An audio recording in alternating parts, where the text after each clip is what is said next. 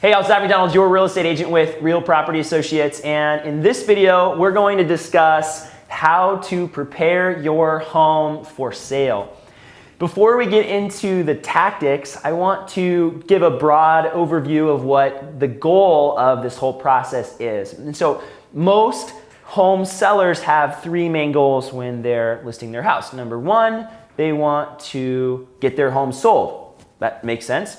The second goal is they want to sell their home for the most amount of money. And the third goal is to sell their home as soon as possible or in the shortest amount of time. Now, you'll hear real estate agents go, my job is to get your home sold for the most amount of money in the shortest amount of time. And that's the value proposition that most real estate agents would use. And the reason they use that is because, well, that's what people are looking to do.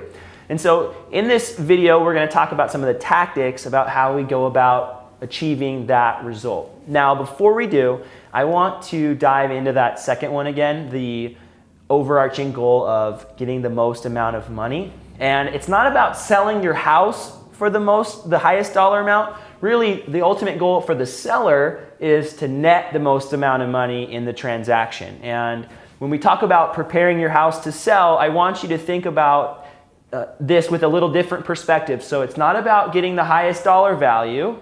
A real estate agent likes that, right? It's nice on their commission check, but it's not necessarily the best for you. What you're trying to do is get the highest ROI on the prep work you do so that you're actually walking away with more money rather than spending money that you're not actually getting back. So with that said, let's talk about ways to prep the inside of your house. I've got 12 ways for the inside and I have 12 ways for the outside, and I didn't even plan it that way. It was unintentional. So first of all, pack rarely used items. So put away the stuff that's just sitting out that you don't really need in the house. And this is going to lead to the second thing, and that's just declutter your house. And so if you've lived in your house for any amount of time, you're going to have accumulated things. And when you live in a house, generally it doesn't look like HGTV. It's not staged. So you have things on the counters, on your dressers, on the table, all over the house that really, it's practical to have it there, but as far as listing your house, it's kind of cluttered. So pretend like you're having a big party at your house, all the family's coming over, and you really want to get the house ready for them to come over. It's going to be more like that, more of an in-depth decluttering before we list. The third advice I have for you is to remove personal photographs and paraphernalia, that's the wrong word, but personal items in the house. So that's going to be your wall of pictures that's got great grandma on it and the new babies. Now, a little bit can be tasteful, so I wouldn't necessarily broad brush it and say get everything that's personal down, but in general, you don't want to have a bunch of personal photos, trophies, awards, things like that around the house, because you want a potential buyer to come in and be able to visualize themselves in that house and not visualize you in the house. Now, as you're the seller, you really want to put yourself in the buyer's shoes. So that's another broad advice for this process. And it's really practical for this piece. Just try to put yourself in their shoes. If you were coming to look at this house, what are you hoping to see? Tip number 4, use magic erasers to remove scuffs, scrapes, dings on the walls, cabinets, things like that. I found that a lot of times you can get away with magic eraser rather than repainting everything. So if you can just use a magic eraser, it's a lot more simple than repainting an entire wall to get rid of a few scrapes. But sometimes repainting is necessary. And that's the fifth tip here in this process. Repaint the walls if you need to. So if maybe there's a hole in the wall, maybe you had a TV up on the wall. Well, if you patch it, unless you're really good at painting, you probably need to redo that whole entire wall. That would make sense to paint it. So if there's walls that need a little fresh coat of paint, go ahead and do that. Paint the trim, things like that. The sixth tip for you here is going to be to deep clean, and that's going to be everything. So just go, again, pretend like you're having your whole entire extended family over for some kind of holiday party, and you want to make sure that everything's really clean. You don't want people to come into your house and have black mold growing on the windows, things like that. So just try to be as thoughtful as you can about that cleaning process. And if you're not good at it, have somebody come in. It's not that expensive to have somebody come in and clean your house for one time. And even if it does cost you a little bit more for that deep clean, it's totally worth it.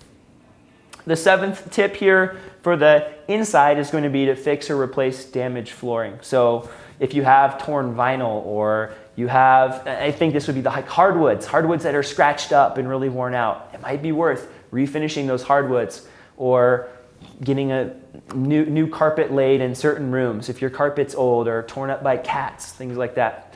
The 8th tip here is going to be to fix drains, faucets, plumbing. Essentially get the plumbing in working order. If your toilet, when you flush it, leaks, it's probably time to fix it if you haven't fixed it already. You don't want to drip under the kitchen sink either. So if you know of things that are issues, get them fixed. Replace burnt out light bulbs. This is number 9. It's really common for me to, even after sharing these tips with people, to go into the house and it's time for photos and there's light bulbs that are out still. So I actually always bring light bulbs with me when I go to photo shoots, because I want to make sure that I can replace all the burnt out light bulbs if they're not already replaced. So please do yourself a favor and me to get those things done ahead of time. Step 10 is to replace broken stairs. This isn't as common, but if you have that stair that's broken, maybe you've got 20 of them up and one of your kids was jumping on it and it cracked. Well, just get it fixed. That's going to be a simple way to alleviate that distraction in the buyer's mind, but also that objection, because you want to remove objections and barriers to the sale for the buyer. So again, we're trying to put ourselves in their shoes. 11, replace old locks and doorknobs. I know in my house I have quite a few of these still, because it doesn't really matter to us, but if and when we decide to sell our house, we're going to replace them. We're going to get rid of those old brass handles and doorknobs, and we're going to put in some nice brushed nickel or stainless steel, something that's a little bit more modern. We might even paint the old oak doors. Things like that are pretty low-hanging fruit that you can do. And you can usually do them yourself. You don't have to pay somebody else to come in and do it. And then the 12th tip here for the inside is to fix any doors that don't open easily, or like the garage door could even be one of those things. If it's a squeaky garage door or a squeaky doors, put a little WD-40 or for your garage door, lube it up. Make sure that it's not noisy, things like that. Those are all going to be things that you can do on the inside to get your house ready to list. Now, let's transition over to things you can do on the outside to get your house ready to sell. This is going to be the curb appeal. This is going to be the first impression that people have when they see your house and they're coming to take a look at it. The first thing you're going to want to do is you're going to want to trim bushes and mow the lawn. You don't want to have grass that's a mile high in your front yard. You don't want to look like the junkyard when people are coming to take a look at your house. And a side note, if you have a bunch of cars parked in your front yard, probably a good idea to get those moved too. I have seen that. It's terrible. Number 2, pick up yard debris. So at my house, we have a lot of trees, and in my neighborhood, we have a lot of trees. Make sure that you get the sticks and the leaves and the pine cones, get that all picked up so that the yard looks presentable. And again, that's not super difficult. You can probably do it yourself, or have somebody come in and do some of these yard maintenance things all at the same time. That's also a good way to do it. Step 3, number 3, you're going to want to pressure wash the sidewalks. You're going to want to pressure wash the walkways, the driveway, the patios. Get that layer of grime off of your walkways and cement. Now, living in Western Washington in the Seattle area, it's almost a yearly task. And so just before you put your house on the market, get a good pressure wash done. You're also going to, step 4, you're going to want to remove the weeds in your yard. So again, if you're selling in the wintertime, some of this might not apply as much. You might have already done it and not have to do it again. But remove weeds and put a fresh coat of bark out there. The bark it's just a quick way to spruce up the yard. And even if all you did was mow the lawn and weed and put some fresh bark down, that's going to be a huge advantage for you on the curb appeal side. Number 5, maybe put out a few potted plants by the front door or some fresh flowers that you can plant. This is a really nice way to add a little color to the yard, and it's pretty easy to do. It's not difficult. You could go to Home Depot and grab $20 worth of flowers and put them around. Super common and a nice fun way to spice it up a little bit. Number 6, you can replace cracked windows or broken screens. It's really common for, if you've lived in a house for a while, for a screen or two to be damaged. There might be a broken seal on a window. That's more common probably than a broken window. Those are all things that an inspector is going to point out. Not necessarily deal killers, but just all the little things matter. And so if you can go ahead and maybe the window's got a warranty on it and the company will come out and replace that window that has a failed seal. Well, that's a win for you and it's a win for the buyer. Fix cracks in the driveway, entryways, walkways. So a lot of times you're going to have settling in pavement. It's completely normal because it's heavy, it's going on top of dirt, and with water and a little bit of settling, well, you're going to have some cracks. It might make sense to seal those cracks off from future water intrusion. It does clean it up, make it look a little more presentable. And in the end, this isn't the most important thing, but it is something that you can do to help make your house a little bit more appealing at first glance. Number 8, paint the exterior if needed. We all know that house that you drive by and you'd say, man, they need to paint. So if that's your house and you have all of the college painters prospecting you and knocking on your door and they're coming up to you and they're saying, hey, we've got this painting special, you probably know it's about time to paint your house. If it's tired, get it painted. The more common one I see is trim. Might get a little bit damaged quicker. Maybe it's exposed to more water up by the roof. Scrape off that paint, replace the trim if needed in spots, and paint. Those would be just easy, again, exterior things. The whole exterior paint job is probably not needed. Maybe you can spot paint or do the trim, but definitely take a look at that and consider that because that's one of the first things people notice when they come up on your house. We're now going to transition up the house. So now we're talking about gutters. If there's broken downspouts or gutters, go ahead and get those replaced. If their gutters are clogged, get those gutters cleaned. If there are stairs on the outside, so we talked about replacing stairs on the inside, it's more common to maybe have a deck stair broken or damaged. That's a great opportunity to get those replaced. Number 11, reseal the deck, repair any broken boards. Again, we're talking about the deck. We talked about pressure washing the patios. If you have a deck and it hasn't been stained in a while or it's really dirty, again, clean that, stain it. Low-hanging fruit really makes the house a lot more presentable. And number 12, clean the roof and repair it. So again, living in Western Washington, we're going to have moss buildup on a composition roof, which is the most common type of roof that you have. So if you're in a shady spot and it doesn't get a lot of sun, most likely you're going to have green on your roof. And this is probably another annual maintenance item for you. If it's not, it should be. Make sure that you do that ahead of time. You can get up there with a moss killer. These are usually environmentally friendly, and the rain comes down, washes it down. Don't pressure wash a composition roof. It's going to damage the shingles. And if you hire somebody to clean the roof, make sure that they know what they're doing and they're not going to be pressure washing, because that is not a good way to clean your roof. And any inspector would tell you, and they'll tell your buyer or the buyer that roof's damaged and that the shingles are degraded, and yeah, maybe the roof's 3 years old, but now it's like 20 years old because of the damage. So please don't pressure wash your roof. Now, let's transition. We talked about the 12 things on the inside and the 12 things on the outside. The other question I get is, should I remodel? And maybe the better question is here, what should I remodel? And as we talk about this, I want to start off with this preface. A lot of people think that they need to remodel or they want to remodel before selling their house. And the idea is, well, if I remodel, then I'm going to be able to sell my house for more. Let's go back to my conversation, in our conversation at the beginning, and we talked about the idea that you want to net the most amount of money on the sale. It's not about necessarily getting that top price. It's about getting the best combination of price and also the amount of money you put into it. This is, maybe it's not a secret, but a lot of people don't quite understand this, that most remodel projects actually have negative ROI. So they're going to cost you more than you're actually going to recoup in value in your property. And the most common ones I think people think of, they think of the kitchen, they think of the bathroom. As we look at, and I want to bring up a report. This is a study that's done every year by Remodel Magazine. They're, for lack of a better word, they're kind of the best place to get this information. At least they're going to show up first on Google, right? They do a report every year called Cost versus Value. So they're going to interview real estate agents, contractors, homeowners actually, and they're going to get bids for different projects from these different sources, get opinions on the value that it adds and also the owners, and you get the reality. Did we actually spend what you said it was going to cost?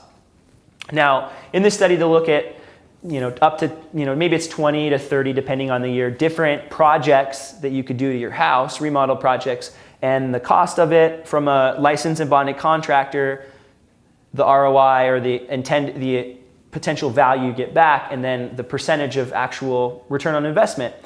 And in 2018, there's only a few projects of all the projects that actually made a positive ROI. So you got back more than you spent.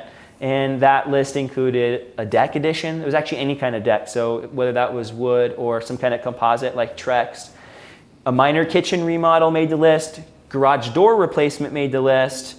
This is a funny one, manufactured stone veneer. So that's going to be like stones in front of your house. I don't actually see that very often in Seattle. Maybe it's like in the outskirts or in the suburbs. Maybe that is a little more common in the suburbs. And then the fifth item there was like a prefab bathroom. So almost like a ready to go plug and chug bathroom. Now in 2019, interestingly, only a couple of these items actually made it. So you have a garage door replacement and the stone veneer again as positive ROI items that you can do. Other things like the kitchen remodel, the minor kitchen remodel, the major one's not even close to breaking even. The minor kitchen remodel and the deck additions actually, according to this study, didn't net any positive ROI. So think about that. You could spend $30,000 on a project. If you get back $20,000 in resale value, you just lost $10,000. Plus it took you time. There's no point. And I always try to present this in a conversation about pricing your home. And you're trying to get the most amount of money, but you also want to do the work that's going to net you the most amount of money. And as we're prepping the house, these are important things to consider. Now, I also wrote down this, and I get this objection. People will say, well, I'm handy, like I'm going to do it myself. Okay, great. Well, first question is, you say you're handy, are you looking at YouTube and doing a DIY job? Because people know that. They'll see that laminate you laid by yourself that's not done well, and it's actually going to reflect negatively on you. But let's assume that you actually are good at some of these projects. Maybe you have a construction background or some kind of handyman, handywoman skills. Well, yeah, go ahead and do some of these projects because they do increase the value. But if you're paying somebody else to do it, it's probably not going to make sense to do these projects. So just keep all that in perspective. Yeah, if you're handy, do the project. It does add value to your house, but you don't want to add value to your house and spend more money than you're actually getting back in the value. Make sense? So let's recap. Your goal in this whole process is to get your home sold for the most amount of money, and we're talking about net return, and also get your home sold ASAP. So my overarching suggestion to people as we talk about this is you want to get your house clean, right? You clean it up, you want it to be neat, and you want it to be move-in ready. If your house is those things, clean, neat, and move-in ready, you're going to be well on your way to getting your home sold. So I know what you guys are thinking. You're thinking, Zach, what if the deck's falling apart, or the roof's leaking, or I can't afford to or don't have the time to do all these projects? This is where your judgment comes in. Certain projects have to get done, or they just need to get done. It's going to be the deck that's rotted and it is unsafe to walk on. You could list your house that way with a rotted deck, that's fine, or a leaking roof. But those are going to be opportunities where you're going to be negotiating backwards. So it would make sense for a lot of people to replace the roof or fix the deck. Now, those aren't necessarily going to be positive ROI items, but they're deferred maintenance. That's maintenance that should have been done and hasn't been done. And so you're most likely going to want to do that project just so that you can remove that objection for potential buyers. Now, if you're in an estate situation or you're strapped for cash and you can't fix up the house, or you don't have the ability to do many of these items, you don't have to, but these are all really good suggestions to get you moving towards the best possible net on the sale of your home. Thanks so much for watching this video on how to prepare your house to sell. Hope you found it valuable. If you're watching this and you watch my channel on a regular basis or you want to see more content like this, please consider subscribing to my channel, and we'll talk to you soon. Bye for now.